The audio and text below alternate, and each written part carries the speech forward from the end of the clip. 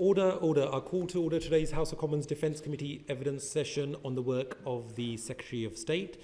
It is a pleasure to welcome once again the Right Honourable John Healey MP, the Secretary of State for Defence.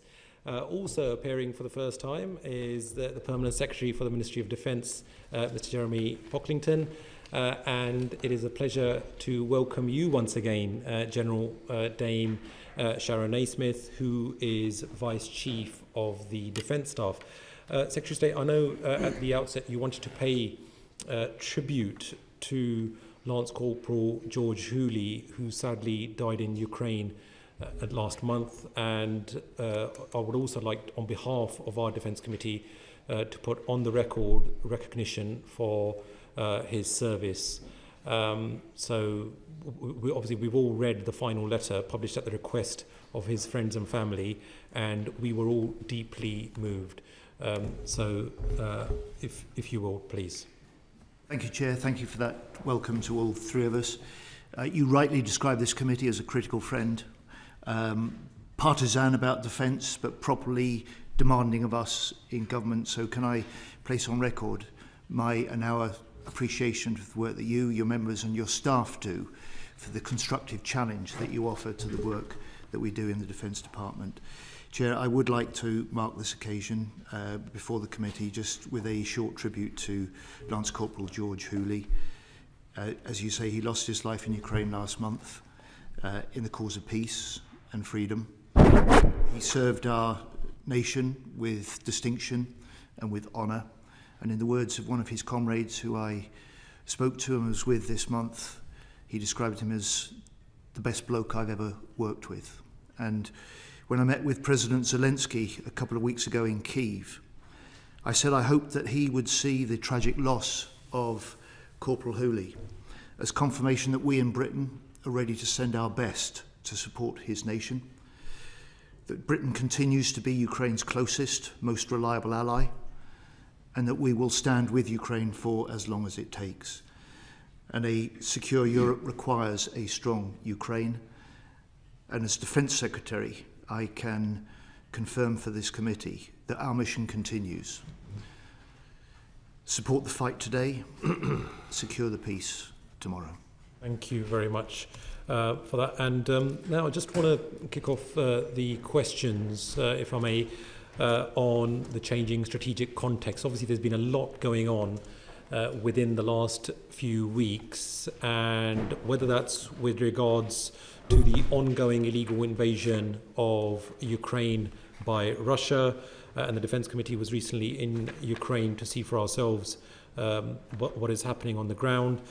We've also seen for the first time a NATO ally threatening to annex NATO territory with regards to Greenland. I know that we've debated that within the chamber as well, not to mention the publication of the new US national security strategy and the defense national strategy as well. So with respect to all of that, and we all acknowledge that the US is our number one ally, but the sands, they are shifting. So for us, we were also very perturbed by the awful, hurtful comments with regards to our brave servicemen and women, 457 of whom perished, and we never thought a US president would be using such words.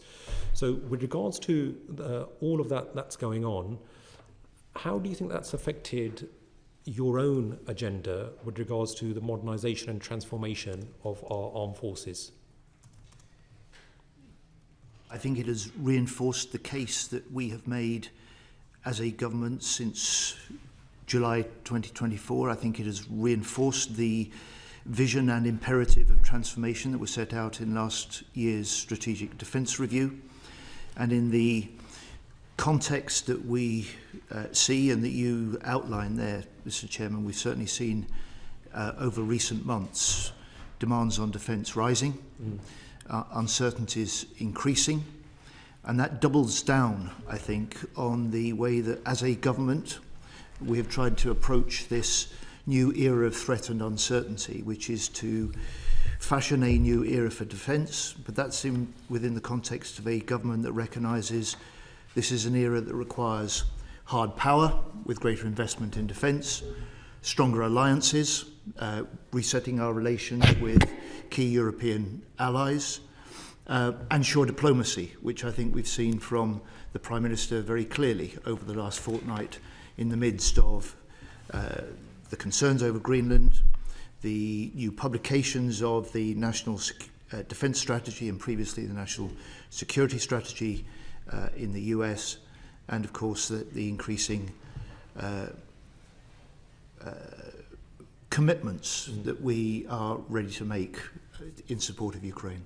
Will you be investing more in our own sovereign capabilities? Because a lot of us are concerned that we seem to be beholden to other allies and we do not have sufficient sovereign capability. And that, I think, was also part of the government's agenda to bolster the defence industrial base. You've often intimated that defence is an engine for growth. So what are you doing to ensure that we have more sovereign capability? Will we be investing in more UK sovereign capability? Yes. An argument I've made for several years before the election. We declared at the election when we were elected into government that we would look to direct British defence investment first towards British-based firms, new jobs and innovation in this country. That's exactly what we have been doing, and over the last year you've seen over 1,100 major contracts let, 84% of that going to British-based firms, and in the last year you've seen a rise in the direct defence investment into British firms by over 6% above inflation. And with regards to the Prime Minister, I know that he and the Chancellor will be visiting China. Now, can you confirm whether the Prime Minister is willing to sacrifice defence and security concerns at the altar of economic prosperity with the second largest economy in the world? No, this is a Prime Minister that refuses to be drawn on what he sees as false binary choices, US or Europe, China trade or China concerns about security. In this complex world, particularly with a complex country like China, there are both enormous important trading opportunities with China, but there are also security concerns that are deep-rooted and continuing, and he will and we will balance both. Yeah. I know Ian Roon wanted to comment on that. Yeah, just on that capability, Secretary of State, the Armed Forces is suffering as the government retired the Puma in March 2025, leaving a medium-lift helicopter capability gap. So what is happening with awarding the medium-sized helicopter contract? As you say, there are thousands of British jobs and within the SME supply chain that are relying on this decision, and industry need the certainty now. I understand that, Mr. Room. First of all, on the Puma, that was a decision I took last year. We are in a process. It is a big challenge for a new government to deal with what was a defence equipment programme that was heavily overcommitted, badly underfunded, and in many areas unsuited to the changing threats that we face. So as we make our defence investment decisions now to implement the vision of the Strategic Defence Review, there will be tough decisions that we need to make. And the Puma decision, like Watchkeeper, like HMS Bulwark and Albion, were all decisions that were long overdue, in my view, necessary decisions to help set up and reprioritise the defence budget for the future. On the new medium helicopter contract, that competitive process is still underway. We're considering that in the context of the wider investment plans and priorities that we are balancing at the moment. But I am acutely conscious. As I understood it, there was only one successful candidate left in the contract bidding. You will understand process. That there is a contract process underway, and that's not been completed yet. And I am deeply aware of just how important the skills of the workforce are, and the potential that they have to play a part in part of the sort of transformation that we need to see in the technology we develop, the manufacturing we produce, and the kit that we get much quicker into the hands of our warfighters for the future. And as you'd expect, both the Minister for Defence Readiness and Industry, Luke Pollard, and I are talking regularly and closely with the most senior Leonardo managers and directors, and I was with and discussing this with the Leonardo UK MD just last week. And Secretary, talking of contracts, where are we with Ajax? Billions of pounds of public money invested, absolute shambles. Who's to blame, and what are you doing to resolve the situation?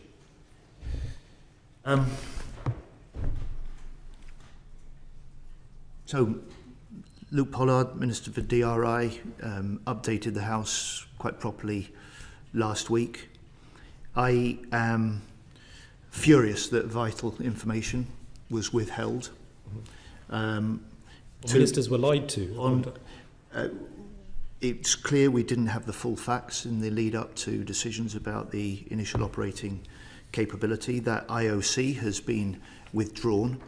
The Army is no longer in charge of this programme. A new Senior Responsible Officer, SRO, is now in place. I've been clear that we must back it or scrap it. The work is being done at the moment in order to put us in a position to make that decision.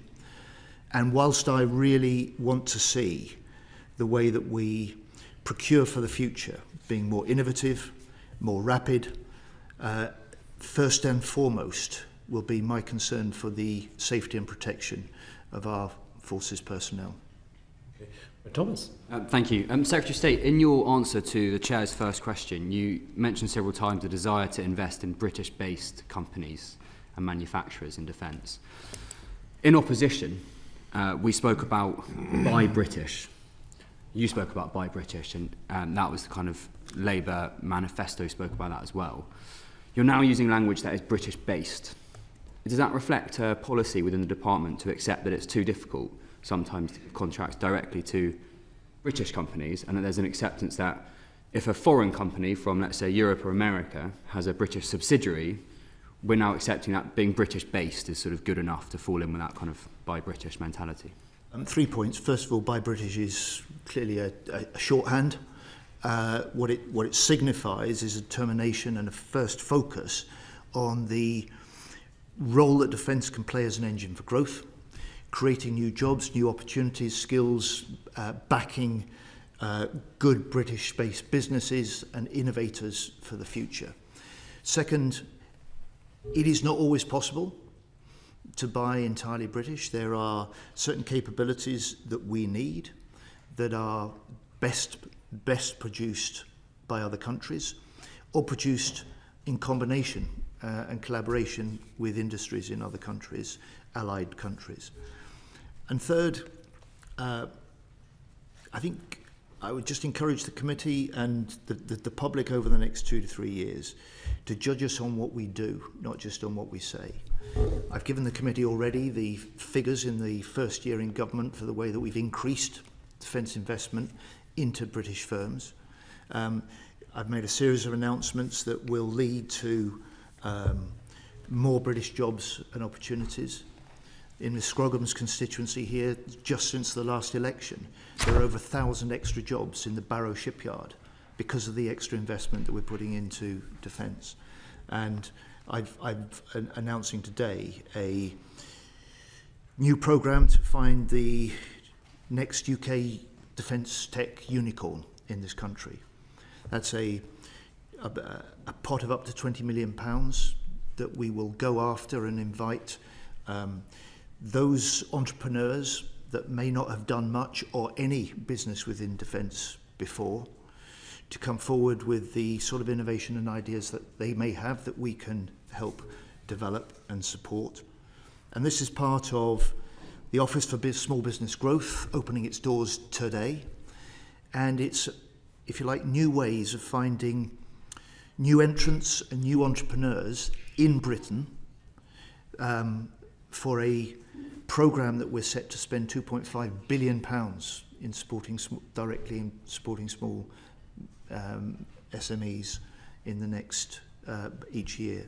So this is Britain as our first focus. Our sovereign capability, as you put it, Mr. Thomas, as a priority. And fundamentally, it's also a recognition of what we can draw from Ukraine, which is that when a country is under threat or forced to fight, its armed forces are only as strong as the industry and the innovators and the investors that stand behind them in their own country and with their close allies. And in this period where we face increasing threats, we face rising demands on defence, then there is a strong economic case for directing our investment to British-based firms. Okay. There is a strong security case for doing the same thing. Okay, thank you. I'll just move on to ask you about the much delayed defence investment plan. And you said just now to judge us on what we do. You also alluded to the requirement, come any potential wartime scenario, to have a strong manufacturing base behind you that you can't just magic up. This defence investment plan, obviously it's been widely reported on, the kind of unconfirmed meetings that may or may not have happened in number 10. I think the kind of what we've heard from people within your department on record in this committee room is that it's a question of prioritisation. Can you give us a sense of, taken as read, that basically the SDR is a range of options and that there's not all the money in the world to do everything within it? What is your priority within the SDR to get funded within the investment plan? So the SDR is a vision with a set of 62 recommendations, all of which we've accepted.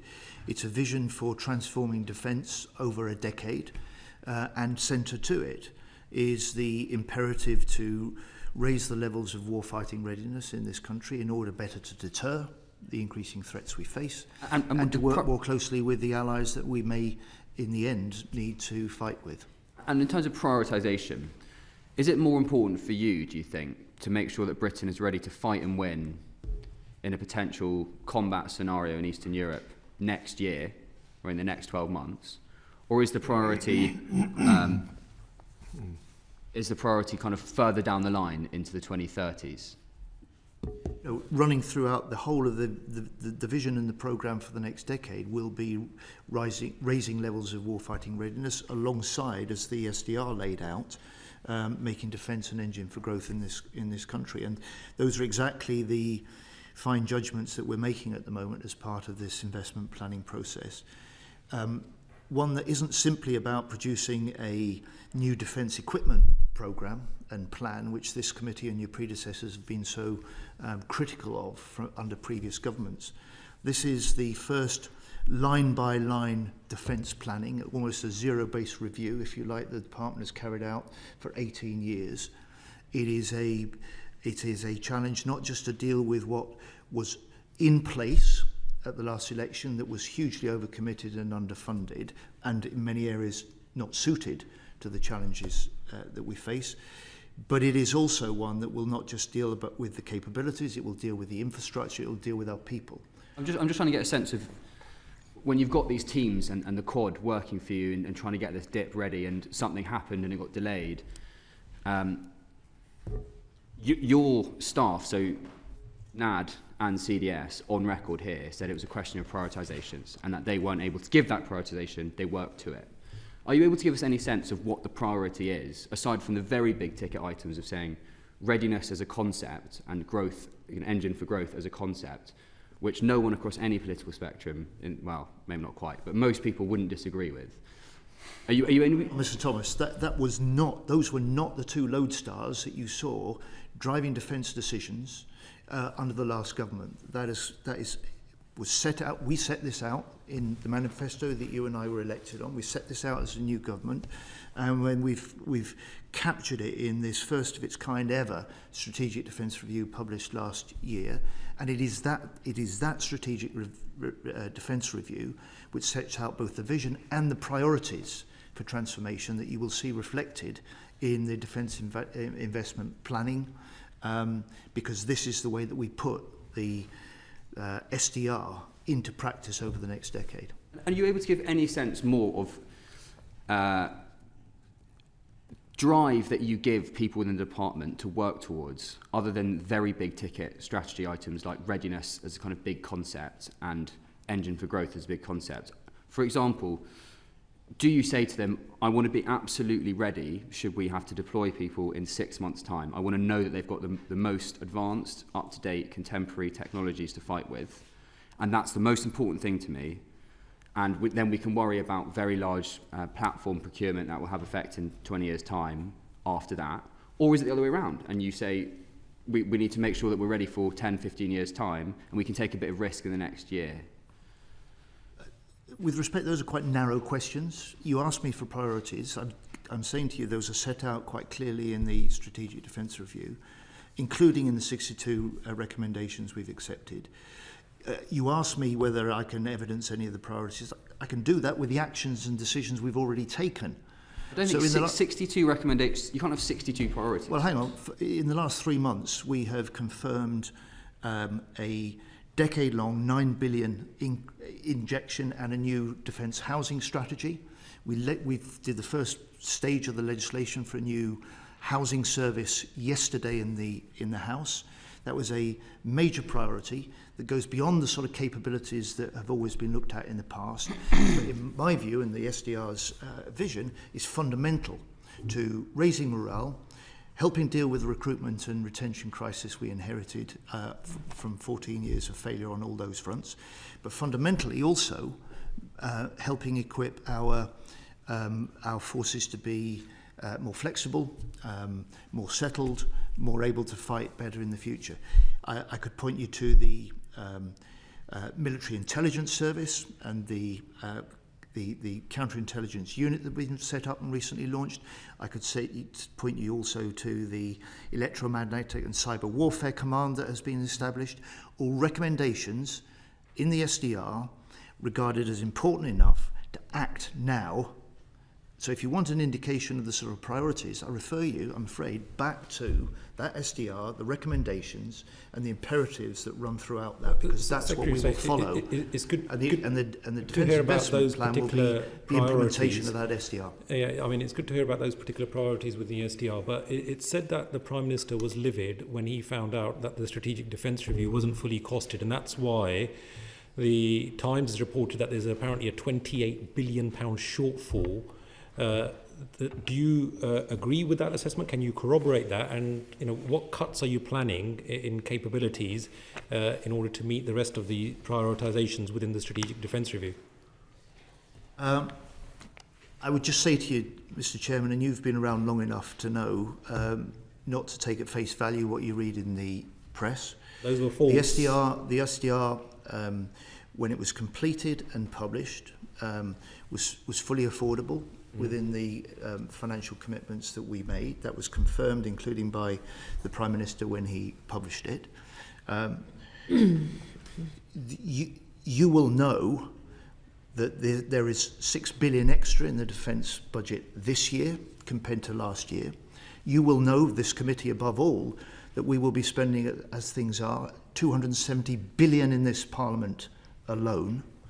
And so the challenge for us, like any organisation, is to make sure that we are directing that investment to the things that matter most. We're doing it in a way that allows us to control and manage our budgets for the future, because that's exactly what the taxpayer would expect of us.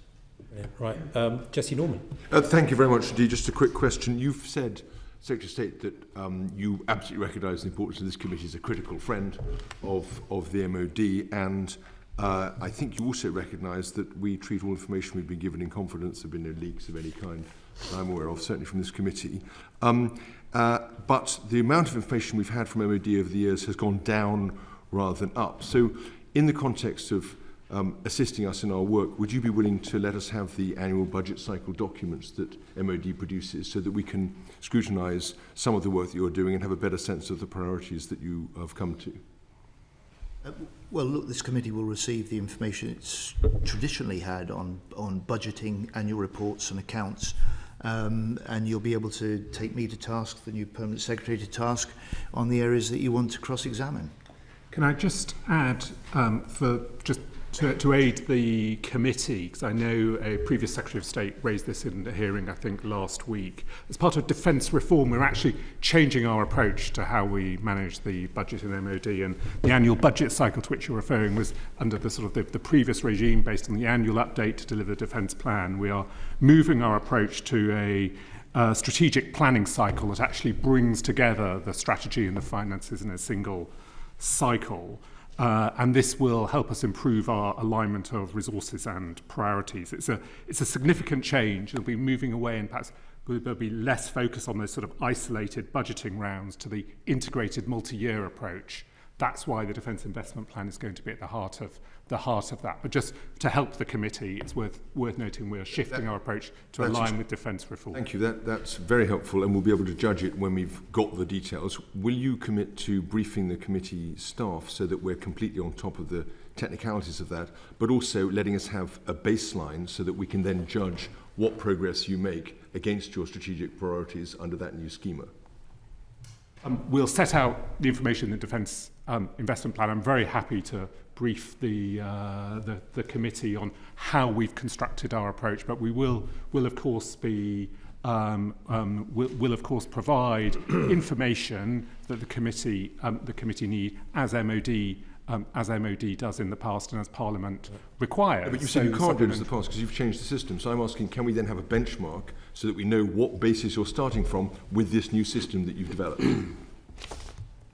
Well, look, first of all, we will set a new benchmark. That will be shared with the committee. But I think, to be fair to us, Mr. Chairman, when the committee has asked for briefings in private and with a degree of confidentiality, we've always tried to respond, and you have been public and positive about the way that we have been able to do that to this committee in a way that there were complaints about that the previous committee didn't get that information. And so if it is a briefing that you're looking for, Mr. Norman, and as a committee, on the way that we are trying to change the what the Permanent Secretary describes as the strategic decision-taking cycle, then of course we will do that. Briefings would be great. The trouble is that we won't get institutional memory and accountability if we don't have documents showing what the basis was when you started and how you're going to work out the numbers. And then in a year's time or 2 years' time, we can look back and say, well, that was the baseline, this is how it changed, and that was what the system was.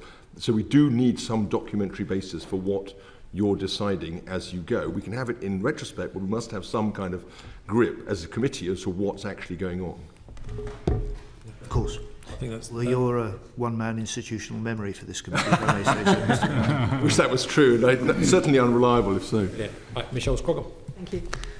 If we can just go back to the Defence Investment Plan. Obviously, it's wildly awaited with speculation on why we're waiting so long to see it, but that aside, my concern is businesses. So we've got a fairly large supply chain. Many of those businesses rely on the orders coming through. They don't survive on hints and ideas on what might come through. Talking to businesses recently, there are businesses out there that are shedding staff. Now, that is the opposite of what we were looking for at the moment, but they're doing that because they don't know what signals are going to turn into actual orders. So can you tell me what we're doing to protect those businesses while they're waiting for this information to feed through, whether it's next week, next month, spring, with it, they need that information. So what are we doing to make sure that they have the support they need now? So I understand those concerns that businesses sometimes voice. I would just say that this is in the context of a greater certainty that this sector has not had. There is no one working in the defence industry today who has known they were working in the certain decade of rising defence spending ahead. no one working within defence industry that has the certainty of the vision within which our priorities and our decisions will be taken with the Strategic Defence Review. And I would just say,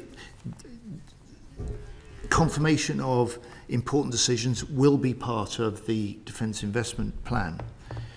But that is not stopping us getting on with a good deal of the contracts needed, the action that's required. And I said to the committee earlier on that over the last year or so, we have let over 1,100 major contracts. And just last week, I was in Edinburgh with Leonardo, announcing a £450 million contract to upgrade our Typhoon jets.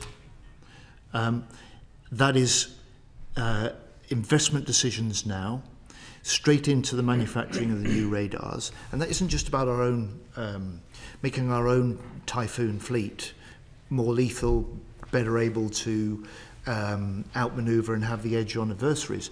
That's about reinforcing the ability for us to make British-made Typhoons attractive to other countries as well. And as a proof of that, I would just say to you, look at the £8 billion deal we agreed with Turkey for Typhoons in the autumn last year. It was part of more than £20 billion of a boost to British defence industries that we won in exports in the last year alone. That's a record level since records began nearly 40 years ago. Thank you very much. Calvin Bailey. Thanks very much. Sorry, I'm going to take you back a few steps. So you arrived in government, the equipment plan is there waiting for you with what the MOD put as between 7 and 29 billion out of whack. NAO reckons it's about 16 to 17 billion out of phase. Why wasn't that formally resolved or recognised prior to the SDR process commencing? Sorry, you're talking about the equipment plan produced under the last government? 2020. Why on earth would we continue with something that was badly flawed as that? It wasn't just that the NAO regarded it as underfunded and unlikely to be delivered. It also pointed out that the whole way that Defence previously was putting that together wasn't even consistent between the three services. Now, we were new government, set of new strategic priorities for the UK, a strategic shift, if you like, just like the US is undergoing some sort of strategic shift. With the UK, it was a recognition that we had to make our overriding defence strategy, a NATO first strategy, that we had to do alongside other European allies more lifting, heavy lifting within NATO, that we had to step up our support for Ukraine, and that we had to build a new deal for European security within NATO. And that's what we've been doing. Now, frankly, even when you come to the equipment plan, before you come to the detail that I've touched on before about it being overcommitted and underfunded, it was unsuited to the threats we face. It wasn't suited to the sort of transformation required or the rapidly accelerating technological change that you, Mr. Bailey, are really well on top of and an expert on. We have to do things differently. That I recognise. My question was, why wasn't this up front? So some of us sat on the Public Accounts Committee to try and get after the detail of this discussion of that business, and we didn't have a baselining in the way that Mr. Norman put out. That would have been a really useful thing, because it would have been quite clear the programmes or the elements of the programme which just weren't funded and were pie in the sky in the first instance. And so arriving in the SDR process, there is an effort to not compound that error, even though we didn't have the necessary public discussion to understand just how bad things were anyway. But in attempting to not compound the error, the TORs for the SDR said that the review will identify where reprioritisation of roles, capabilities, activities and support will be made in the current defence programme. That's correct, am I not? Yes. Brilliant. Okay, because last week CDS was unclear that that was the case. And just to kind of link, and I know we'll talk about the ABC later, that is entirely contrary to how your new design works. It's very definitely that CDS should be providing some of that prioritisation internally to you. So the question I have is, who took the decision to remove the reprioritisation from the SDR? When was that decision made, and under what rationale? Sorry, I'm actually, you've lost me. Okay. The SDR was a reset of this country's strategic defence and security approach. It was done so to reflect the framework of priorities that we'd set out in our manifesto. With the greatest respect to Secretary of State, my point was that in the TORs, the reprioritisation was part of the activity, and at some point, and we observed this into our two committee, and I can draw out the quotes, when the team first came out in front of us, I think it was Lord Robertson first said, like, that's part of what we are being asked to do. And then when they came back, General Barron said, actually, I don't have to worry about this. Like, that's for them to do. When between those two meetings was that changed? Under what rationale did that change come about? I may be a bit slow, but I'm still not following you. Of course, the Strategic Defence Review was a review and a resetting of Britain's strategic priorities. We left behind, and we said at the election we would, the sort of bombast of a global Britain under Boris Johnson. We were recognising the increasing threats. We were recognising that America was rightly requiring European nations to step up and do more within NATO. And we were recognising that a Britain that burnt its relations, sometimes willfully so in the Brexit process, had left Britain without the strength of alliances that we need for the future, which is why since the election you've seen the Trinity House Agreement with Germany that wasn't there before, you've seen a reboot of the Lancaster House Agreement with France, you've seen the Luna House Agreement with Norway, all with strategic security and defence relations at their heart, but also big economic opportunities as well. For with the greatest respect, all of those things are wonderful, but they are built on the foundations of a £7 to £29 billion 10-year plan. So it was already running into the programme. So a year in, you've already been working in the annual budget cycles, which would have been prefaced on that flawed plan. The SDR then arrives and it adds all this new ambition, and we don't know at which point the SDR team was told not to apply that ambition within the SDR. We don't know why, and there is no evidence of reprioritisation after the SDR. So the question again, at which point was the prioritisation removed from the SDR team?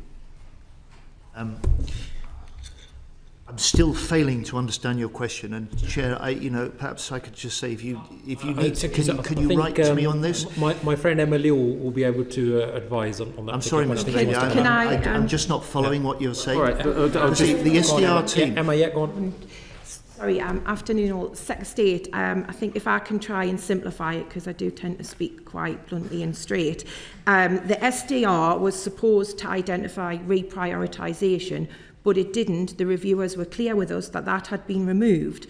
So why did the SDR should go from its terms of reference to say it should identify what defence should and should no longer do, to then changing? Is what we're trying to understand here. Is that fair, Calvin?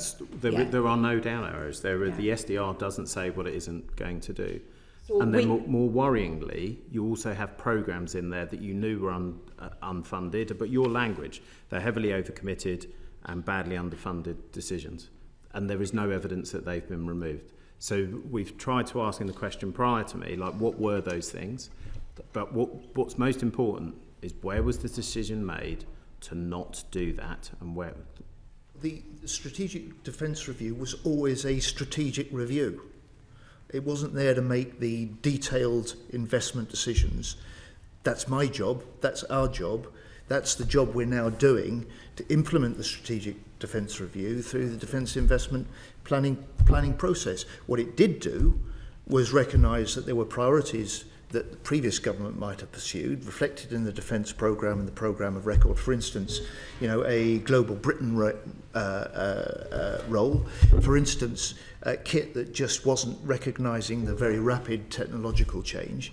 And it's one of the reasons that I made those decisions I referred to earlier, while the SDR review was going on things like Watchkeeper, on Bulwark, on Albion, on Puma. Because we do and we have to make disinvestment decisions as well as investment decisions. But those are for us, not for the strategic reviewers.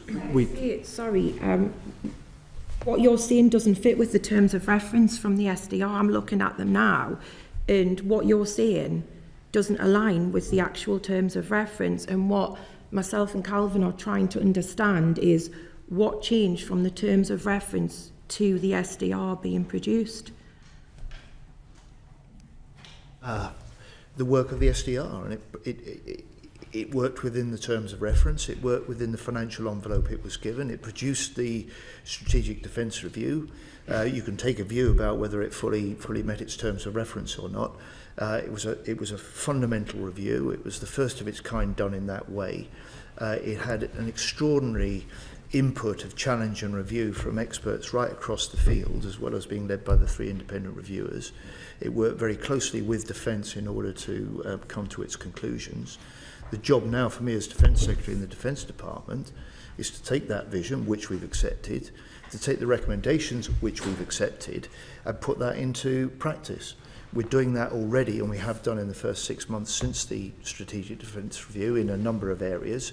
And we've got big decisions that we're in the process of taking, and we're working flat out to complete the DIP process, because that's the way that we implement, not just for this Parliament, but for the decade that they set out the vision for. Right. Obviously, there seems to be some misunderstanding. We want to bring this to a conclusion. Bring it to a close. Thank you.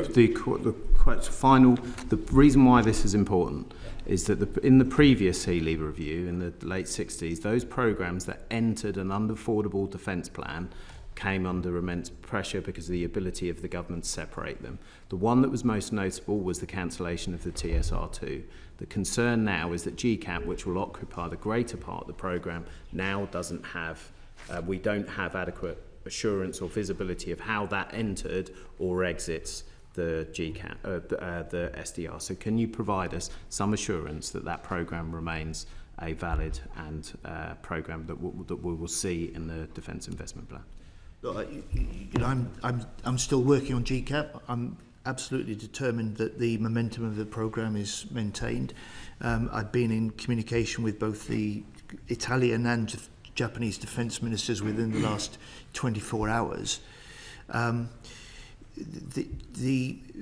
to come to this, what I think is a really important point that you're making here, this investment plan, the plan for defence for this Parliament and this the next decade will be affordable, because it's been one of the fundamental flaws of the way that previous governments recently have done their defence planning, done their equipment plans, and this will be affordable. It will reflect the priorities and the strategy vision set out in the SDR.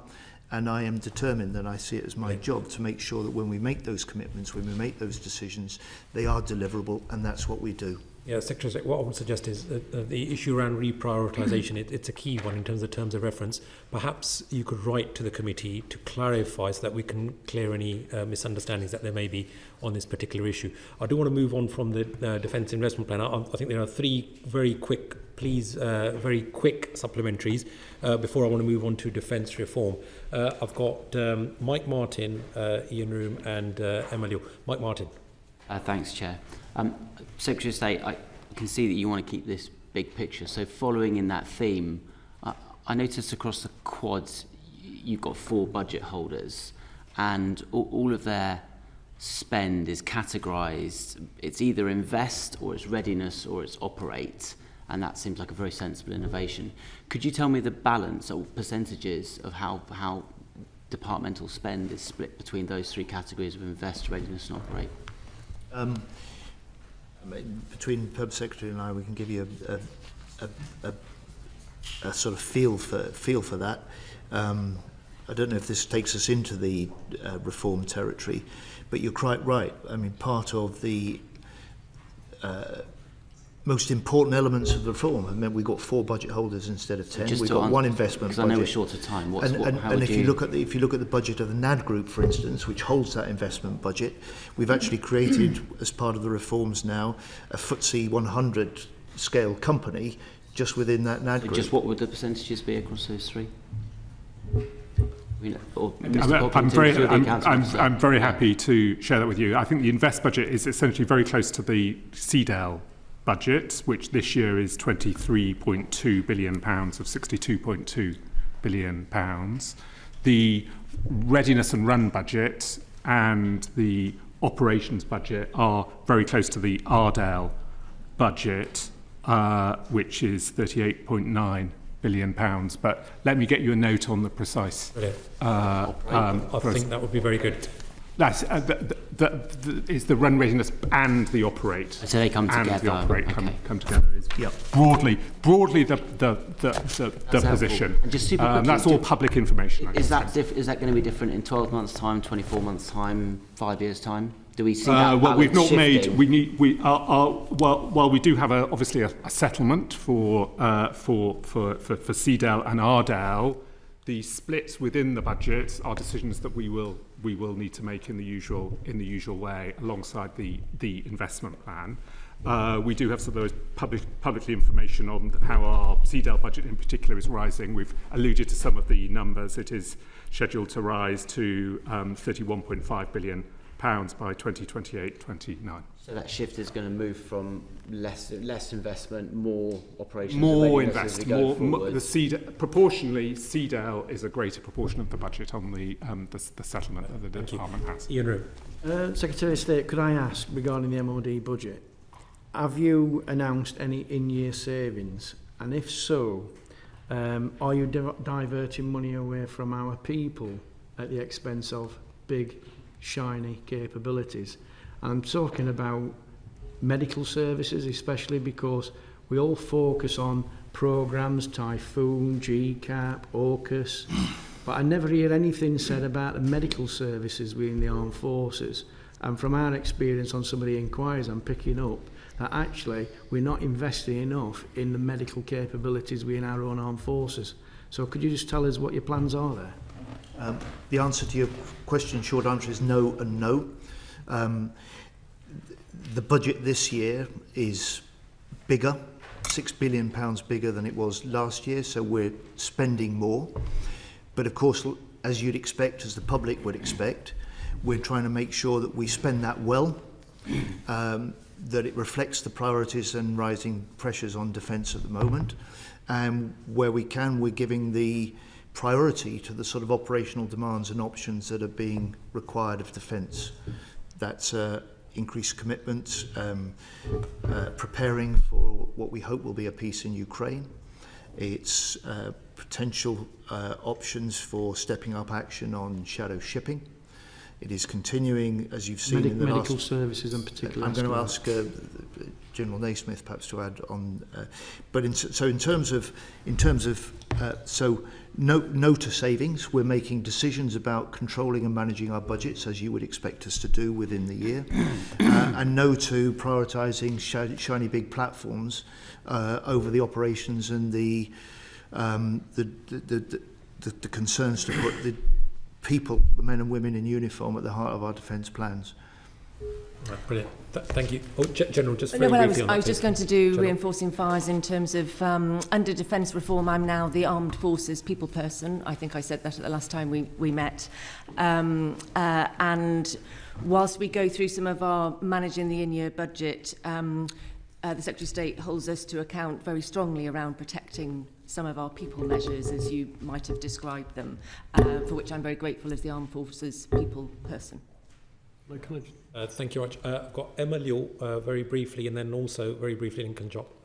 Thanks, Chair. Just a quick one from me, and it might seem a bit obvious, but since the government accepted all 62 of the recommendations in the SDR, and that included 12 new F-35As, the 12 SSN AUKUS nuclear subs, 6 munitions factories, 6 billion in munitions procurement, 7,000 long-range missiles, and 1 billion for homeland air defence. Will they all be in the Defence Investment Plan or not? They will be part of what we plan to deliver over the next decade, which is, of course, the period of the SDR. So they'll be in the Defence Investment Plan? So they will be part of what we look to pursue over the next decade, because we want to implement those parts of the SDR. Is the money there for all of those things, Secretary of State? Because that's a lot of costly items. So when you look at the 270 billion we'll be spending in this Parliament, the fact we'll hit 3% in the next Parliament, that we've made a commitment like the other 31 allies as members of NATO to 3.5% on defence by 2035.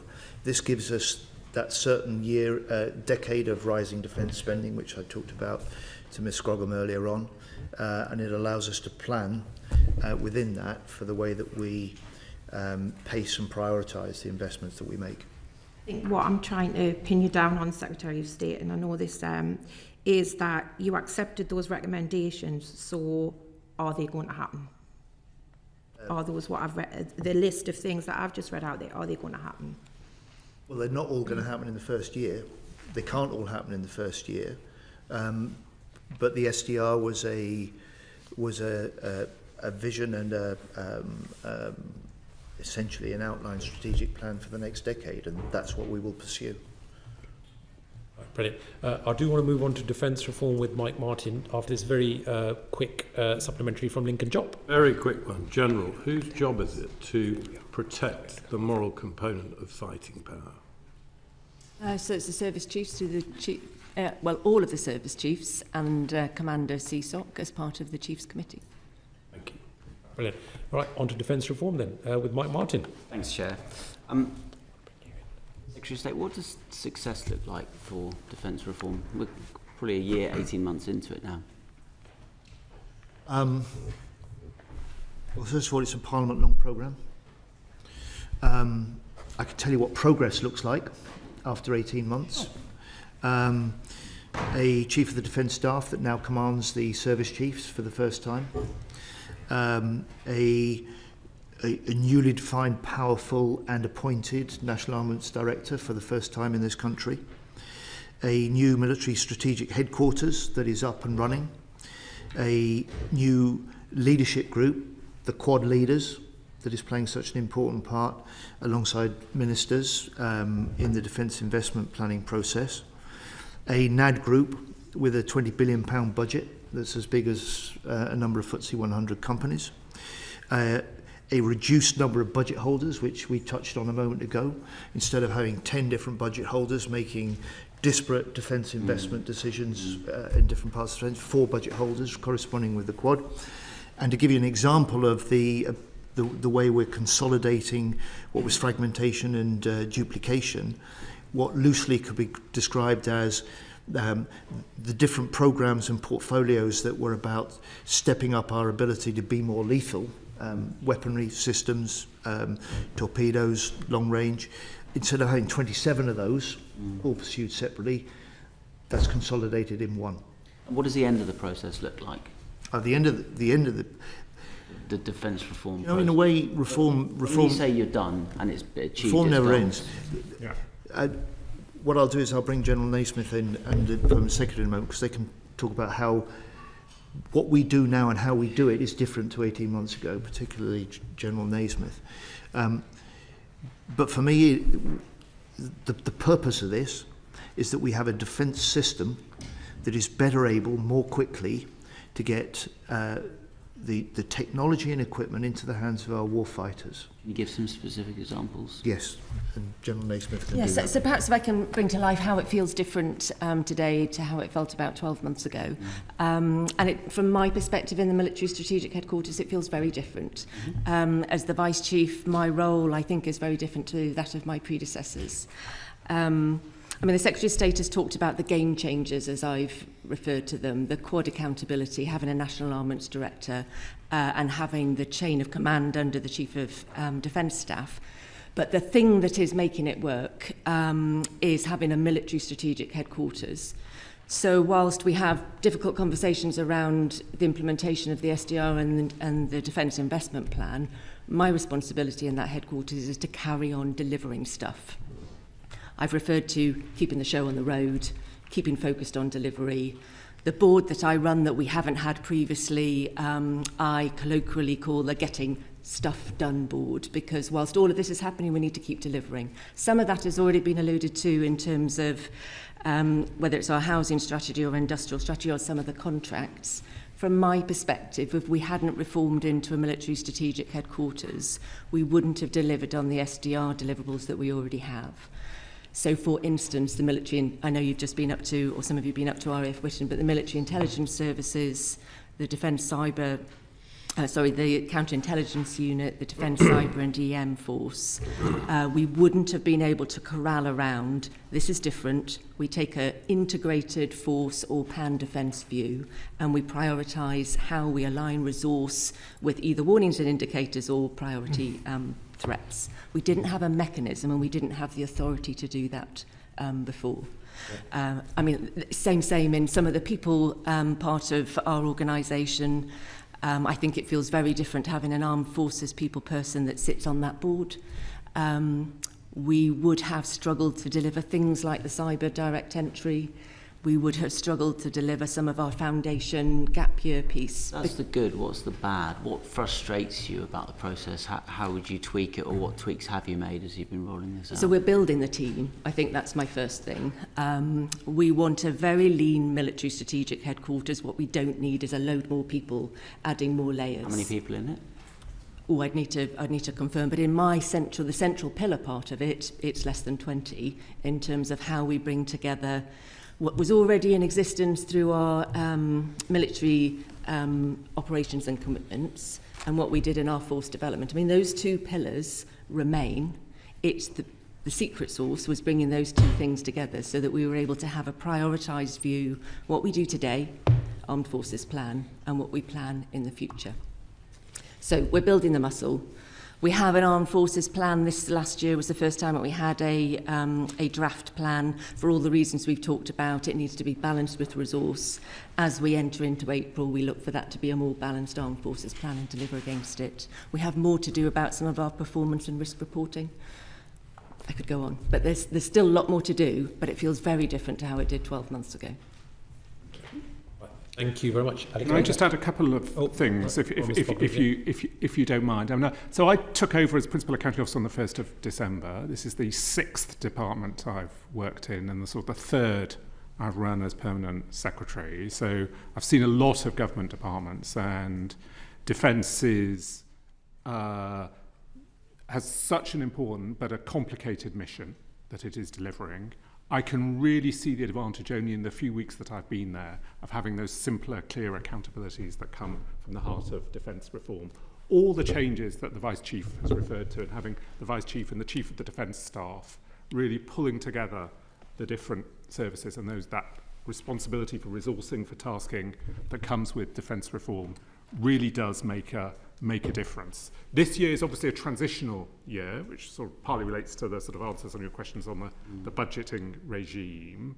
But I would worry about defining end states to organisational change. Organisations continually need to change and evolve. It's wrong to say that reform concludes. At a certain point, we will need to make a decision when you mainstream the changes that you're making, but never ever assume that you can draw a line on delivering change, continually improving organisations, as complicated as they may be. Right, brilliant. Thank you very much. Alex Baker. Thank you, Chair. It's complicated. Secretary of State, so since you've been in the job, have you actually had a formal briefing on the NATO Support and Procurement Agency, the NATO Communications and Information Agency, these NATO facilities, and how the UK could use them? I haven't had a specific formal briefing on those, Ms Baker, but those have been part of some of the discussions that I've had when I've been up at NATO headquarters, and we've been meeting as defence ministers, particularly on the margins of some of those meetings. I ask you about that because, you know, government is clear that we take a NATO first approach. The NAD has told us, when he came to see us before Christmas, that multilateral procurement, joint procurement is definitely part of the solution of how we move forward. We get all these services, these facilities, through our NATO membership. We're paying for them already, yet from everything I can see, the UK does not use these facilities. Germany has just procured 8 Sea Guardian remotely pilot aircraft. They're getting all the tax benefits and cost benefits. Spain, Italy, these countries are all using these agencies, yet the UK are not engaged at all from what I can see. Given money is tight, can we really afford to be paying for a facility and then not using it, and instead replicating it through our own departments, replicating the services that we could use through NATO? One of, quite rightly, the top priorities of Mark Rutte when he became Secretary General of NATO was a greater drive to see more joint commissioning and interoperable standards through NATO across our defence systems, something that I and we are really strongly behind. I will provide the committee, if you'll allow me, Mr. Chairman, a note with how far we're using those. Thank you. But where there are multilateral mechanisms like the OCCAR system, and we can use them, and they're appropriate, we do use them. But I'll just say the principle that we don't do some of the big things alone isn't just about using the multinational systems. If you look at the Lunar House Agreement, at the heart of it, the biggest ever British warship deal that we've struck with Norway, that isn't about us selling to Norway. That is about two nations jointly now commissioning our anti-submarine hunting frigates, the future upgrade of systems that we'll need, doing it together, because that allows us not just to have interoperable standards and equipment, it allows us effectively to have combined navies that will help keep the North Atlantic and High North safe in the future. So the combination and the principle that we do things with allies where we can, and where it produces a better security or a better value for money, is a really sound one, a really important one. Great to hear. I just fear that we are not using these agencies because we generally think we know best, and that actually we just have had a tradition of not using them, so we continue to not use them. Would you commit to going and actually taking a fact-finding mission to look at those NATO facilities and whether we could use them going forward? Well, let me first of all commit to providing you the chapter and verse in the areas you're interested in. Then take a view about whether you think we're using them effectively or sufficiently. I will do the same at that point. Right, thank you. Thank you very much, Lincoln Job. Cabinet Secretary, hopefully a very quick one. I think it was about November 2024 we had one of these sessions with the Secretary of State and your predecessor, and at that the then Permanent Secretary said that he would reduce the number of full-time equivalent civil servants in the Ministry of Defence by 10% over the course of this Parliament. I've reconfirmed that that was indeed the Secretary of State's aim in the Chamber of the House of Commons subsequently.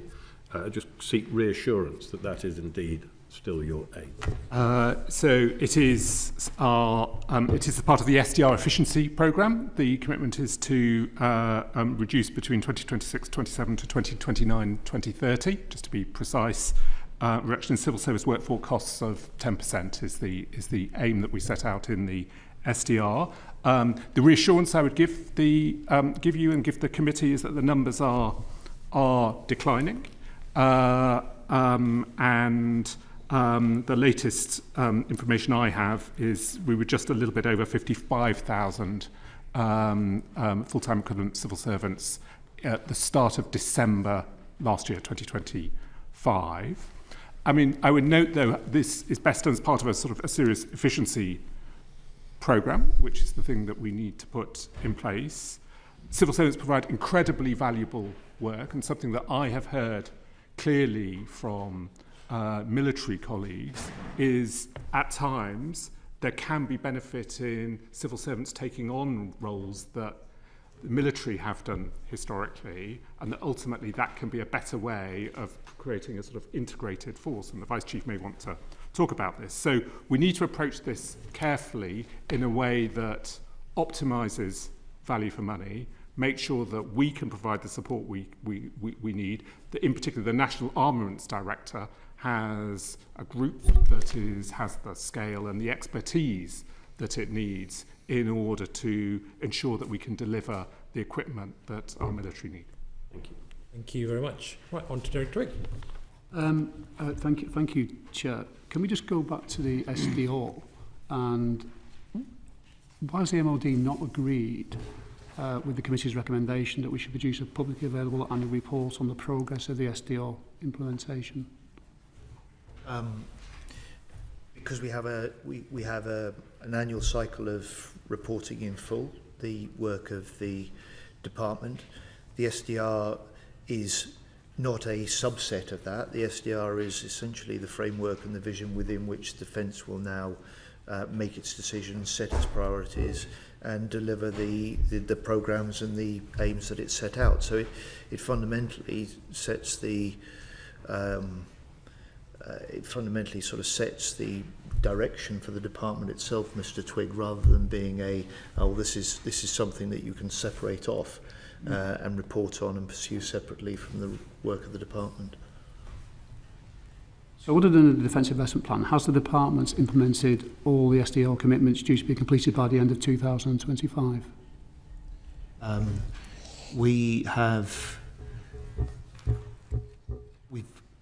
We've largely done that, and I can provide for the committee a sort of running log of where the SDR report attached timelines, target timelines. We've been hitting those, and I can give the committee a sort of rundown on those. Not sort of play on words. Which one do you want to ask me about? The word you said largely, so that suggests that some haven't, or some parts of it haven't. So could you enlighten us on that? Yep. Because otherwise you could have said yes in full, but you didn't. Okay, so there is a recommendation with a very exacting timetable over reworking and revamping certain elements of military training, and we're off the pace on that. Yeah. But to my knowledge and recognition, we've been determined to act where we can, to make decisions where we need to, and to implement the SDR, including the recommendations where they have early timescales. And in some cases, we've exceeded what they've set out. And so I think if it's helpful to the committee, I can give you a sort of, if you like, it'd be useful to know a six month audit. Yeah, I mean, I'm not sure whether you're going to say, well, I can't tell you what the problems are with training because it would give away some sort of secret. But I just wonder what specifically the obstacles are there. So refer to the military head of training. Yeah, so I was going to use that as an example. There's two in my mind that I know that we haven't delivered against, that we said we would do by the end of 2025. The particular one around our training review, if I'm perfectly honest, it was being very clear about defining what the question was and then how we proceeded with that across our reformed areas, because as you will recognise... Sorry to interrupt, define what the question was. Yes, yeah, so what's the scope of the recommendation? So what's the good that we're going to get out of it? So that was part of it. Part of it also, in all honesty, was making sure that we were clear who in the reformed world was leading that work, because as you'll recognise, some of that is very much connected to a Department of State business, some of it was connected to a military strategic headquarters, so we are slightly behind the curve in defining that one. And Professor Malcolm Chalmers' involvement in the SDR and the Defence Investment Plan, is he heavily involved? Because he was brought in as a obviously exceptionally experienced and knowledgeable person. What's his involvement been? Yeah, look, he is an exceptional person with exceptional experience, as you say, Mr. Twigg, in the SDR. He played a major role in chairing one of the review and challenge streams of work. Since we've been fortunate enough to bring him into the department as a strategic advisor and head of SONAC in Old Money, he's playing a part in the big strategic decisions and debates we're having within the department. He's advising me and he's contributing to the defence investment planning process. Mm-hmm. So what's he brought to the table in terms of anything additional the department didn't have already?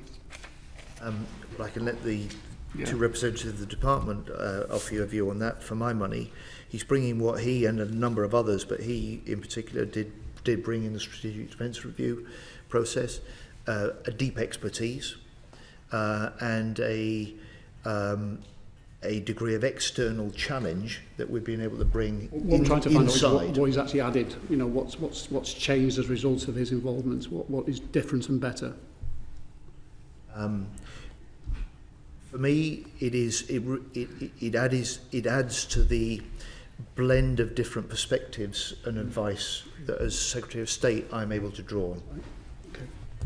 Can I just ask you before I finish? You will notice that Civitas has published today an understanding of the UK's transition to war-fighting readiness. And one of the key, which I've called for with Sir Bernard Jenkins and Chris Donnelly, one of the key, there's a number of key issues, I think. One is how we need, and if we go back to the CDS's comments, that we're not ready enough yet to deal with an all-out war, basically. So I just wondered, what's your take on where we are, not just in defence terms, but a whole society, government approach to moving to a war footing and dealing with the current challenges today? Where do you think we are at this point in time?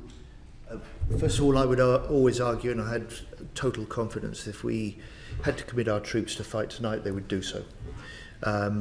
The observations in the SDR, reinforced, if I may say so, by a good report that you, Bernard Jenkins and Chris Donnelly, have authored and published today, reinforces that recognition that in a period where threats are rising, demands on defence are rising, then the level of warfighting readiness, which was at the heart of the SDR, needs to be increased.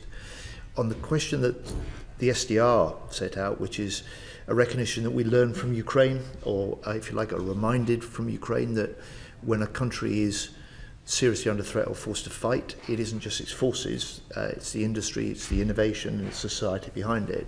That requires some of the responses that you will see in the Armed Forces Bill that had its second reading yesterday in the House of Commons, with the change outlined and indicated in the SDR to the way that we approach and develop our reservists forces. You're focusing on defence alone, which we know, but it's not about just defence. It's about the whole society government approach. Going down to the finance sector, going right across through industry, and also. So I just wonder, trying to get your take on where you think we are. Are we some way off yet, and lots more work needs to be done, or do you think real progress is being made? Some progress is made. Yeah. There is clearly lots still to be done, and you're quite right to say this is whole of government. It has to be driven from the centre. My concern is to make sure that where defence can make the most telling and important contributions, we get on and do that. So we're doing that on reservists, we're doing that on new ways of bringing people into the forces, like with our cyber direct entry. We're doing that by stepping up the work we're doing, including legislative changes on drone threats or threats to undersea critical infrastructure. And we're doing that with some of the action we want to take on shadow shipping as well. Right, brilliant. I want to Jesse Norman. Thank you very much indeed, Mr. Chairman. And I'd like to draw the committee's attention to my register of interests. We're some way in, Secretary of State. I'd be grateful if you and the team could be relatively clipped, if you can, because there's a certain amount to get through. You've spoken about defence spending, £6 billion here. I think you said 270 billion over the life of the Parliament. One of the problems of talking about defence spending in percentage terms of GDP is that when GDP is barely growing, it doesn't really help. Would it not be a much better system just to identify specific numbers that government is committing to over the length of a spending review, so that everyone can work to those numbers on the CDEL and RDEL side, and you know exactly where you are, and therefore it becomes a plannable, manageable process rather than just juggling around within percentages of GDP? Well, Mr. Norman, we do both. But you'll know that if you like, the currency, the yardstick in particular for NATO members, is a percentage of GDP commitment. You'll know also, because of certainly the last 15 years, where economic growth has been very sluggish, that has a disadvantage if you're interested in and concerned about the quantum. It's why that I've stressed to this committee not just that we have made the biggest increase in defence spending since the end of the Cold War, or that we're hitting, as the Prime Minister announced a year ago, 2.5% of GDP 3 years earlier than your party was proposing and anyone expected us. But in this year alone, there's an extra £6 billion in the defence budget. So it's just over it's over 60 billion, and in this Parliament alone it'll be 270 billion that we'll be spending on defence, and we'll hit 3% in the next I was asking about a technical matter, and you've made it a slightly party political response, which is a pity, I think, for the committee. Let's just talk a little bit about what the Prime Minister said. In a speech last year, he said that he wanted to see security and defence as a central organising principle of government, the first thought in the morning and the last at night. And so there is a sense that, and he's explicitly calling for, and you have done, and the SDR has done, a national conversation about security and defence. So the question is, how much of a priority is that national conversation for you, for the government?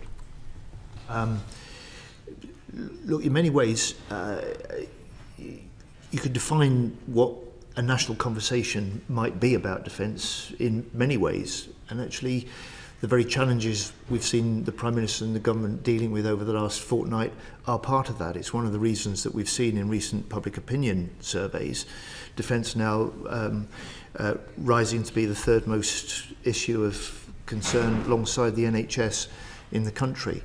The question for me as Defence Secretary is how we help people recognise the nature of the changing world, the era of new threat, the imperative for greater vigilance and resilience in this country, but also how we demonstrate that when we're willing as a nation to invest more in defence, as we must, then that is making us more secure and safer, but is also bringing direct benefits to areas and jobs and young people that they see, which is why the defence role in helping drive economic growth is also so important. But who is responsible for leading that national conversation? I think a little bit as Mr. Twigg was asking about, if you're having a national conversation and you've got a whole of society, nature of the challenges and threats that we face, which is undoubtedly the case when you look at cyber or you look at the concern about critical national infrastructure and underseas, then that's got to be an effort that's led by government as a whole from the centre. No, which individual? Is that the Prime Minister? Well, that'll be for the it'll be for the Prime Minister with his cabinet, and it'll be for the National Security Secretariat and the National Security Advisor. Okay, you've said it's amorphous as to what a national conversation means. It's a term that was introduced into the SDR, and government's been talking about it. Prime Minister's spoken about a national effort. How many speeches has the Prime Minister given on the national conversation and the need to broadcast the importance of defence and security to the nation? I'm afraid you'll have to ask number 10 for a record of those. I don't keep count of the number of speeches the Prime Minister makes. And okay, I think the answer is... I think he probably gives half a dozen a day. I suspect the answer is 0 on this. How many public engagement events have been held either to your awareness out of either MOD or number 10 or the Cabinet Office? I mean, in other words, you've talked about the importance of a national conversation, and it's proper to ask what's being done about it. So how many public engagement events have you held?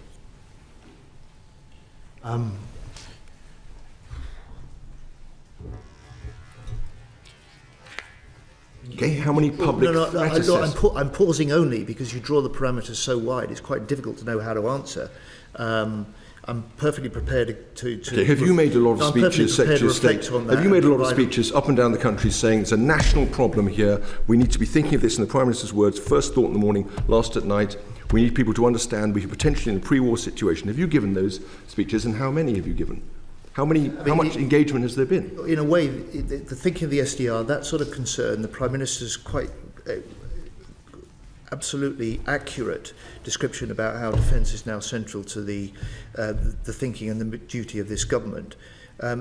It imbues almost everything I say, everywhere I go, on every occasion. Right, but I'm talking about the levels of communication, what you're doing to raise. Do you, for example, publish threat assessments so that people can see in the public how the threat from China and Russia is increasing in line with the concerns that the Prime Minister's articulated? So the government has risk registers, it has threat assessments, it publishes what it can of that as a regular element. This House plays a part in that, this committee plays a part in it, the Intelligence Security Committee plays a part in exactly that sort of national conversation and that awareness building of what we're facing. You don't think it's astonishing how little has been done when you consider that you've just raised the reservist age from 55 to 65, haven't seen any major discussion of the rationale for that or embedding it in a national conversation. Let's ask another question. Prime Minister With respect, that was discussed yesterday in the House of Commons when we had the second reading of the government getting out there to the people of this country, set out in the explanatory getting notes out to the the people bill, of this country and saying, and we'd welcome your and contribution to that debate as the bill goes this through is Parliament. No, I don't think it's a parliamentary matter. It's a matter of government discharging the Prime Minister's obligation to think about this first thing in the morning and last at night as a national effort, which is what he's said. So here's a question. This is supposed to be cross-departmental, so it might include Department of Health, Innovation, Technology, Business and Trade. So which departments have been formally tasked with working on the national conversation alongside the Ministry of Defence? That is government work in progress.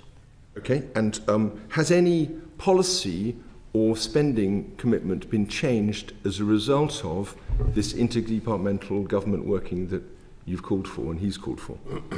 There's certainly been commitments that we've made in defence that reflect exactly that. No, but in other departments, we're talking about innovation and science. And so I can answer technology. for the Defence Department as Defence Secretary. I can try and get you answers from other departments. I'm not here and I can't, I'm afraid, answer for what other government departments have done. No, but you're in charge of the National Defence Strategy with Number 10. They've talked about a national conversation. It's interdepartmental. These departments are working to you to establish the outlines of this National Defence Strategy. I'm asking you what's been done. You're not able to answer. I'd be grateful if you would write to the committee, but I do think it's telling that not only has nothing been said publicly in any great scale about raising public awareness of this vital issue, but very little has been done, it appears, within government to ensure that departments are properly aligned. Let me ask a final question. How long are we going to have to wait before we can judge whether this initiative of national conversation has succeeded or failed? It's a good question. Rather like reform, I don't see there's a point of success or failure. I don't see a point of completion, particularly as we know that the threats and the challenges that we're facing are evolving in the whole time. You're quite right to challenge me and challenge the government on this important area. It'll be an area that we hope we can achieve cross-party consensus because it requires a whole of government and a whole of politics effort to this. But I don't think there'll be a point. I really genuinely don't see a point where it's done and it can be declared a success or failure. Maybe I can assist you in that. I think the Strategic Defence Review said it was 2 years.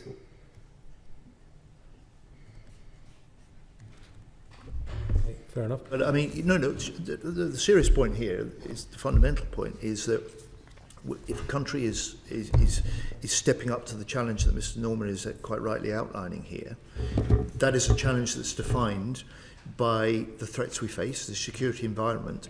That doesn't stop changing or evolving or reach a point where it's done, whether or not the SDR may have said or suggested 2 years. Thank you.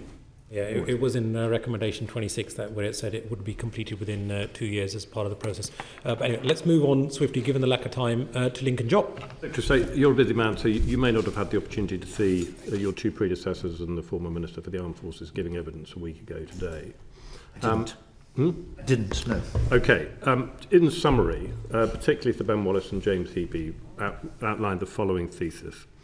From the mid-90s onwards, governments of both parties took a capability holiday when it came. They hollowed out defence. And what enabled them to do so was the fact that the perception of the threat is run by the information flow that comes out of the Ministry of Defence, and the perception of our readiness to meet it is a result of the information flow that does or doesn't come out of defence. And Mr. Healy in particular was very concerned that so many things that came across his desk which said, we're really not ready to meet this threat, also had stamped all over them, this is far too sensitive for you to talk about in public. And so, as a result of this conspiracy of optimism, successive governments have chosen, in effect, butter over guns, while the Russians were choosing guns. And therefore, we have a massive mismatch of threat. And Mr. Healy said that he worked with the Permanent Secretary. He was deeply uneasy about this, and he said he worked with the Permanent Secretary because he said, what happened in the Cold War? Because the perception here is that you're not being very frank with us over the last 18 months about our inability to meet the threat as it currently exists and will evolve. And he said during the Cold War that what would happen is that a pretty warts and all report would go to the Defence Select Committee. They would make their reports and redact the sensitive information. And this was at the most freezing times of the Cold War in the 70s and 80s. And both Sir Ben and James said, look, the machine sitting on your left is absolutely institutionally way too cautious. They won't play the role that you need them to in order to start this national conversation, which means that you can actually convince people that, yes, education is important, yes, health is important, but defence is incredibly important and may mean that we need to start choosing some guns rather than some batter. Would you like to react to that thesis? Well, you're encouraging me to read their evidence, first of all. But I think part of my mission before the election, at the election and since, has been, as Defence Secretary, to draw attention to the threats we face, to argue that this is a new era for defence, that steps need to be taken, and the government has demonstrated a seriousness for that by making this big commitment, not just to boosting defence budgets this year, in the first year, but making the commitment to raising defence spending. Now, as politicians, from whatever party, we know that's unsustainable unless you can take the public with it. And I think that there is a public recognition that this is required. There is a recognition that hard power is required alongside good alliances. And that's characterised the approach that we've tried to take as a new government over the last 18 months. But I agree with you're kind of doing your side of the bargain, but I don't think anyone else, and it comes back to Mr. Norman's earlier question, I don't think anyone else across government thinks that they need to put down arrows in their budgets in order to make them safer. I'm sorry, that's exactly what the Foreign Secretary did when we made the decision that we would switch next year 0.2% of GDP out of direct overseas aid into defence. That was a decision that the government took, very clearly a down arrow in a different part. If you look at the decisions the Chancellor made in her last budget, there was a squeeze on the spending in this spending review period of all departments with the exception of defence and the NHS. That's a government saying we're putting the sort of priority that this committee would argue needs to be put on defence, and we're doing that over and above the needs of other departments. Now, I can't account for the way that James Healy and Ben Wallace may have washed their hands of any sort of responsibility for what happened in their period in government. What I would say is your description of their characterisation of how we're approaching and how seriously we're approaching this in defence does not correspond, I think, with the leadership we now have in defence, with the decisions we're taking, and the challenges that we can see that we must meet. I mean, I won't go into, you know, inability to take stuff out of welfare and all that, because that would be too political. But I really do recommend going. It might save yourself some angst in year 3 of being Secretary of State for Defence if you go and have a watch of their evidence. Brilliant. Thank you. I'm sure the Secretary of State has listened to that suggestion. Let's move on to now Defence Finance with Alex Baker. Thank you, Chair. Secretary of State, let's talk about defence finance. Can you talk to me about what you think are the main problems for industry with defence finance, particularly when it comes to banks' ability to lend money to defence?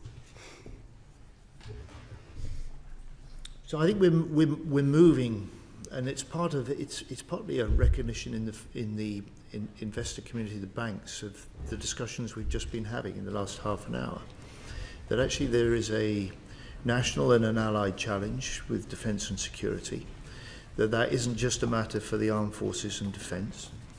But we're moving away from a period where investment in defence and security for this nation and the people in this nation is seen as not an unethical but an ethical investment, an investment that isn't just about the interests of the defence industry but of the nation. Because quite honestly, and this is the argument I've made when I've spent as much time with investors as I have with industry in the 18 months of being Defence Secretary, because frankly you don't have economic stability without national security, and you don't have a stable society without national security either. So if you're I think we're moving through that period. My interest now is not just what commitments do we need to make with public taxpayers' money in defence investment, but what leverage can we get from sources of private finance to put alongside that. And so we will be driving a harder deal with defence companies when they get contracts with defence. We are looking to new sources of venture capital to invest in the potential of Britain's defence tech base. We've changed the arrangements in government so that we have now a new Defence Exports Office consolidating all the government's efforts behind defence exports. So we're winning new export deals for Britain, which pumps billions potentially into the British economy and to our defence industry. But still there is a problem, because our banks cannot lend easily to industry, and that means that our industry cannot build the capacity that we need to actually build stuff, because they cannot get access to the cash, because there's a load of international regulations making it absolutely impossible for banks to lend. Now, our banks do get around this, and I do recognise, that actually progress has been made, but fundamentally there is an issue, because money is not moving in the way it needs to. So look, I absolutely applaud the work that you personally are doing on this territory, the way that you're championing fresh ideas like the Defence Security and Resilience Bank.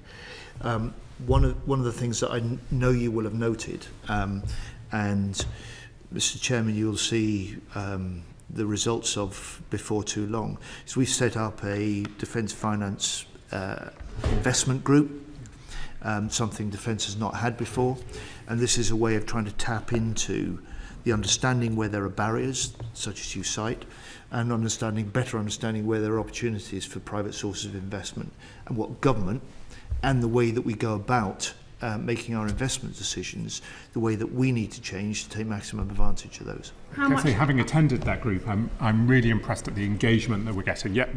Historically, there are those barriers, but we need to work through the proactive, positive engagement getting from the banks, sources of finance, looking to find solutions to some of those historic barriers that you've identified. The challenge that I've got is I keep raising this with government, and what government keep coming back to is that there's a whole myriad of options out there, that it is going to take some credit guarantees, some sovereign-backed credit guarantees. That is the only thing that is going to actually get money moving. Yet when I speak to different government departments, I'm just not convinced there is actual understanding of this issue.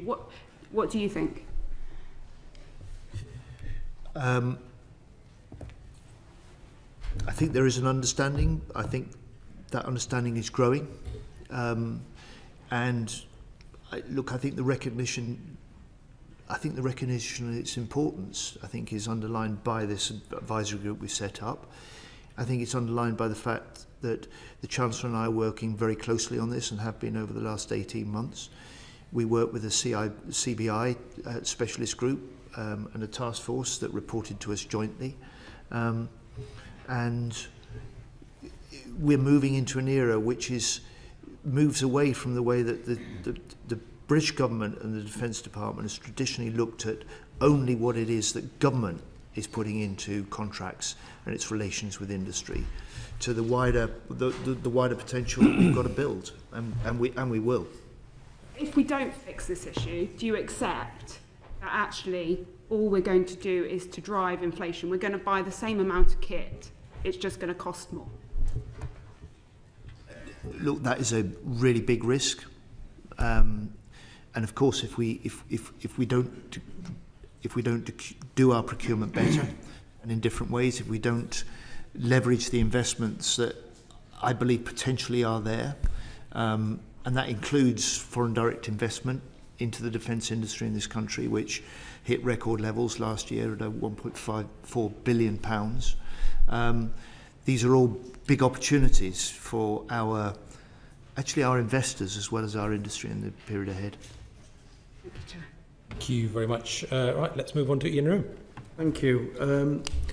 Obviously, the committee heard from the previous ministers around the interaction between the secrecy within the MOD and the unwillingness to let Parliament know some of the surroundings. In fact, James Eapie said that we should disclose more to the committee on the basis that the MOD sometimes turn around and say that that it gave away classified information.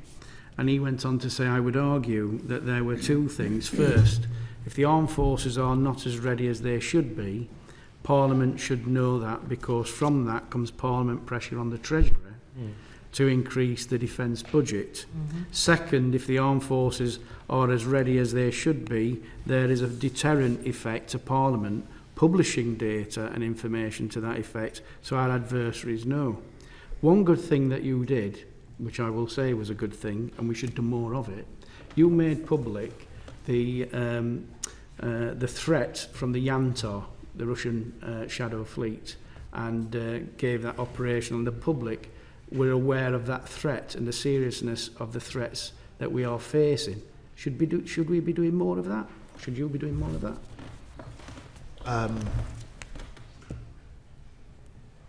I will call out the Putin threats to us when I think those are needed.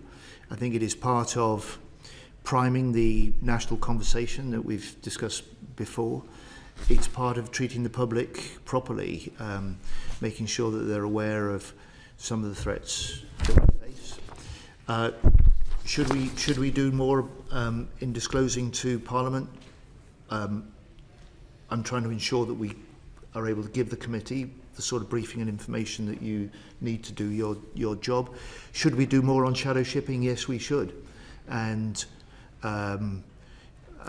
I've now identified further military options that we can use to target shadow shipping. I'm discussing these with Cabinet colleagues.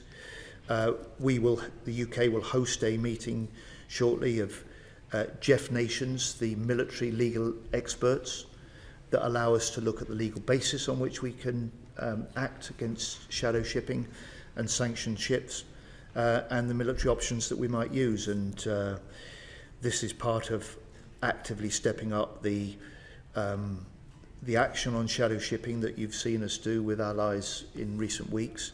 And it is part of making sure that Putin is not so easily able to fund his war machine in Ukraine through the sale of sanctioned oil. And frankly, I'd want to see any oil revenue that could be raised from seized sanctioned ships recycled and put into Ukraine in order to fight Putin's invasion. and we've had a strong record on sanctions. We've had a strong record on sanctioning vessels, both under the previous government and this. We've sanctioned a total of 544 ships, around 250 in the last year alone. And we've seen with allies the way that we can take a couple of hundred of those off the seas. We've seen the way that Russian oil revenues have been cut by a quarter in the last year. So it's clear that we can do this, and if we step it up further, we put pressure on Putin, and we help, I think, that position of strength that Ukraine needs and pressure on Putin to come to the negotiating table and settle this with a proper peace deal. Do you think the term of the all-society approach of bringing the public along with us on defence, by doing more of that, the public will understand that we need to spend more money on defence, and it allows parliamentarians to put more pressure on the Treasury to assist in the role of getting that extra funding for those capabilities that are needed. So my question is, can we talk more about some of these operations and not hide behind it's operational, it's classified, and a particular example was the Yantar that I thought of, because that really got the public talking about the threat that we faced from Russia, particularly. I take that point, and I'm glad you see it had that impact, Mr. Room. I thought it was an important signal to Putin, as well as information that the public deserved. And the answer is yes, we should do that, and I will do that when it's important to call it out. I'll do that because I want the public to be as well informed as possible. That conversation is not just for me as Defence Minister, it's for all parliamentarians and others that care about the national security and defence of this country. But I'm also not interested in the way that perhaps previous ministers that you heard from used to use the public, the media, to try and put pressure on the Treasury. I have a really good, close working relationship with the Chancellor. You've seen us working together on defence driving growth. You've seen us together making announcements about increasing defence spending. And I've been in cabinets and shadow cabinets before now. There has to be private space where public policy and public decisions are taken. And for my money, the way that government properly settles these things is within government. And that's the way I've been conducting the way that Defence and the Treasury work in an unprecedentedly close way together. Thank you. Yeah, thank you very much. Secretary, just to build on what Ian Room and Lincoln Jopp have just intimated, when giving evidence to our committee, former Defence Minister James Heappey actually said that the institution, namely the Ministry of Defence, was actually stopping him from providing information and transparency for parliamentary scrutiny, including to the Defence Committee. Now, are you able to actually implement your priorities, or are you being held back by the institution or the deep state from doing that? Yes, I'm able to implement my priorities. I have a lot of confidence in the leadership we now have in place in defence. No, I'm not being prevented from doing that, and I'm not sure I recognise the description of some deeply resistant, hostile deep state you will be able to working against the interests of democratically elected members of this House or of government. Brilliant. So you will be looking to become even more transparent, in particular with the Defence Committee. You've had my commitment at the outset for that, and you've seen the way that I've responded when you've asked for briefings, when you've asked for information, and I will continue to do that. Brilliant. Thank you. Right, let's move on to Emily Orr. Thank you very much, Chair. Just wanted to move on to Ukraine and the coalition of the willing. Secretary of State, do you have a strategy for parliamentary engagement in advance of a vote on the coalition of the willing? Because as you'll know from your statement in the House, there's multiple unanswered questions regarding the actual detail of the UK's commitment. But also, is there any possibility that deployment of troops could happen in advance of a parliamentary vote? Two things, if I may. the very detailed military planning that the UK and France have led, with over 200 military planners and conversations. The latest coalition of the willing had 39 nations involved, means that if there is a peace deal, we will be ready from day one to move to help secure that peace in Ukraine. And you had the Prime Minister confirm with President Zelensky and President Macron that we're ready to deploy UK forces into Ukraine if the circumstances of the peace deal allow us to do that. And it is the circumstances and detail of the peace deal that will largely define the specifics of the commitments that we make. So in a way, it's at that point rather than now, and now would be premature to be able to have that sort of discussion. Secondly, I would just point to the commitment that the Prime Minister made, which is a recognition that if in the circumstances of a peace deal the UK will commit troops and forces into Ukraine, that he recognises that the House will want and will have a debate and a vote on that decision before those troops go in. If things are fast moving, say it's recess, or that's just not possible, there is every likelihood that troops could be deployed without a vote in Parliament under royal prerogative, isn't there? No, I'm not getting into those sort of hypotheticals. That's going to be a challenge for us as government to uphold the commitment the Prime Minister has made, and a challenge for Parliament to make sure that we can do that. If that does happen, would you commit to coming back afterwards, as soon as possible, to give the details? No, our commitment is to do what the Prime Minister said, to ensure that and recognise that this House will want to debate it and should vote on it before the commitment of forces is made. Why do you think, out of the coalition of the willing, why do you think other members haven't gave the same commitment that UK and France have given? Because our two nations have set out to lead the coalition of the willing. The commitments that other nations have made are commitments that they've made, and collectively we're not publicising or releasing details, because quite honestly that would only make Putin wiser. So sorry Secretary of State, I'm just checking, so have other countries made commitments that are just not public, and it's only the UK and the France's commitment that's been made public, and the States? So there are 39 nations involved in the discussions and conversation of the coalition of the willing. The majority of those nations have made commitments as part of the military plans in the event of a peace deal that we would be able together to ensure the safe skies, the safe seas, and the regeneration force that will help Ukraine rebuild to the point that it must and it will be the best deterrent and defence against any future Russian aggression. And as previously stated to the House, we've got a number of UK personnel in Ukraine. They're providing support to the embassy, they're providing support to Ukraine for their defence against Russia's illegal invasion. And this has been the case since we reopened the Defence section in the embassy in April 22, and since the election that number has grown as we continue to step up UK support at Ukraine's request. I'll leave it there, Chair, in interest of time. Thank you very much, most kindly, because of the lack of time. Right, let's move on to Michelle Scroggum. Thank you, Chair. Secretary, you announced last year that there'd been a 30% increase in Russian activity in UK waters.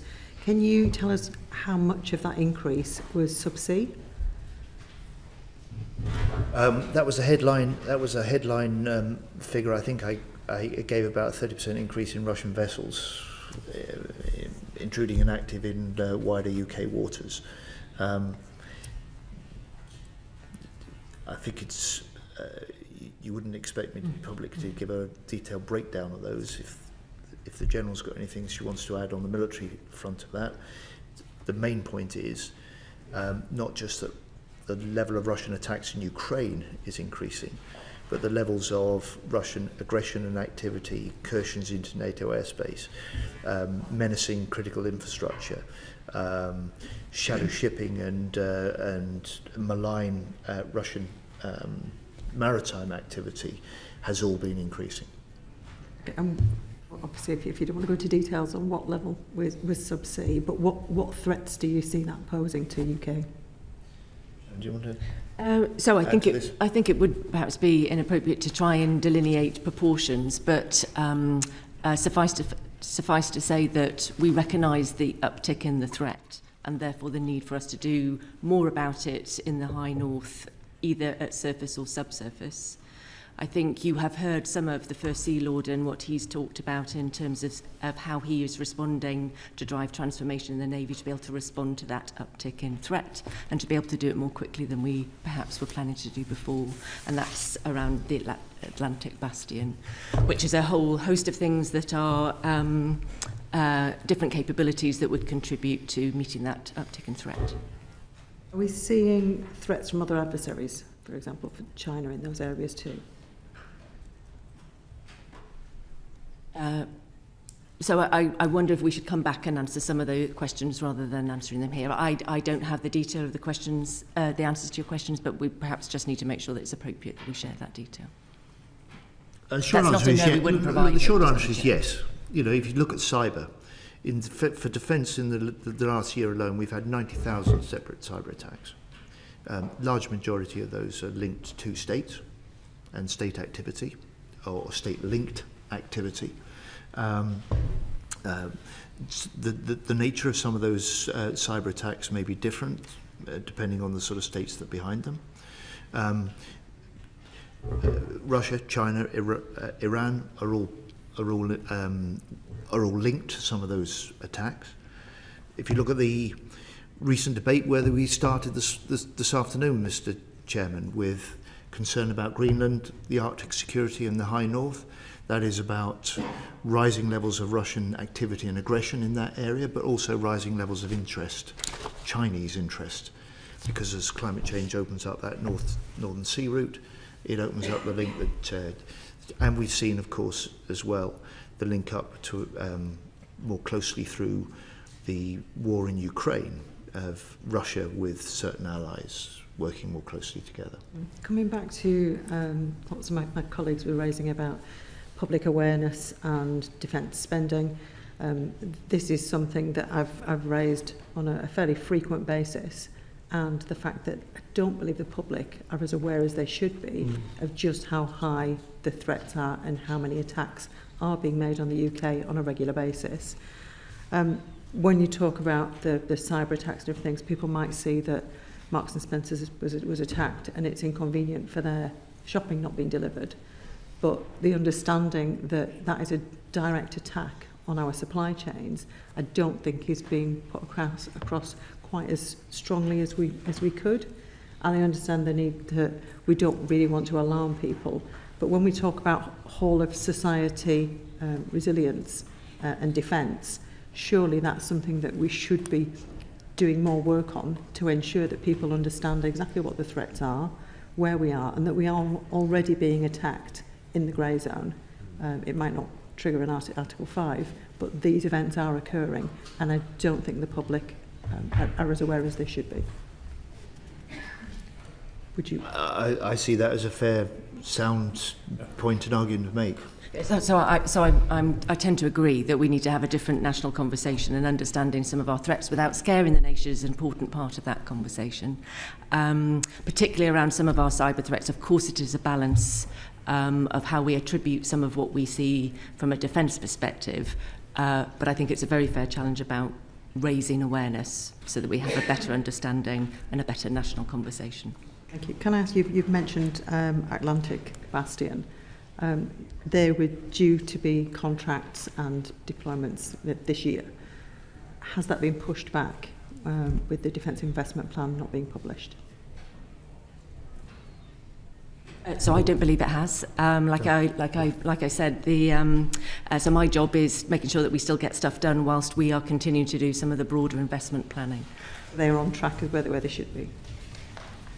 Yes, and you will see, undoubtedly, because it was a strong feature of the SDR, you'll see in the defence investment planning that that transformation to more autonomy, the creation of an Atlantic bastion that is a combination of the sort of traditional hard power ships with the new technology of surface and undersea autonomy accelerated, and that will be part of not just rapidly reinforcing and raising our levels of warfighting readiness, but it will also be part of putting our British military at the most innovating edge of NATO nations. Thank you. Thank you very much. And a very quick supplementary from Fred Thomas. Thank you. Secretary of State, lots of discussion about the country's awareness or lack of the threat. Around the cabinet table, your cabinet colleagues, what's your sense of their understanding and awareness of the threat this country's under? Their awareness is good. Discussions and briefings that the Prime Minister and I and Foreign Secretary provide for the Cabinet help ensure that. Their acceptance that we must do more is very strong. And I have to say, having served in Cabinet and shadow cabinets before, the unity of purpose of this Cabinet is second to none. Thanks. Thank you. And on to Lincoln Job. Thank you, Chair. In the answer to the Chair, I think you said, I don't recognise the characterisation of some sort of security deep state which is attempting to keep secrets from Parliament. And so, with my irony klaxon still ringing in my ears, can we talk about the super injunction that was put in place by the prior government and maintained, which stopped us knowing about the Afghan data breach and anyone else? And one specific question. So when Sir Grant Shapps came and gave evidence last week, he said that he thought that by about the autumn 2024, it would have run its natural course, the super injunction. And he did so on the basis of two lines of argument. The first was that the longer that the data was out there, the more likely it was that those who were put at risk by that fact were either got out or got, essentially. He equally said that every time they went back to renew the super injunction, that the judge would increase the demand for the numbers of people that were having to be shipped back here. And so in some sort of, quite political combination of those two factors, he thought that by the autumn, I think was the phrase he used, 2024, that it would have run its course. And claimed, surprised, that it was kept going by the government for a whole year. So, very specific question. In the times that you renewed the super injunction, up to the point when you made it public, was the court demanding that you take ever more and more Afghans at each turn of that handle? Was this the same Grant Shapps that renewed the super injunction in May, just before the start of the general election? That would be the same. The answer to your direct question is no.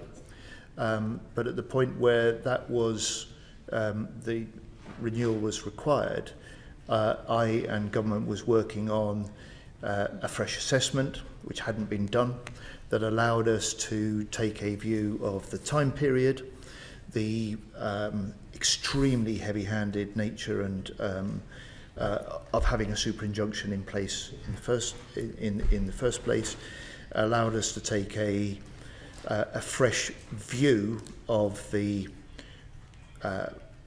apparent risk to those whose data might be on that data set, and it was that report that this committee will, if it's not already heard from, will take evidence from, and it was on that basis that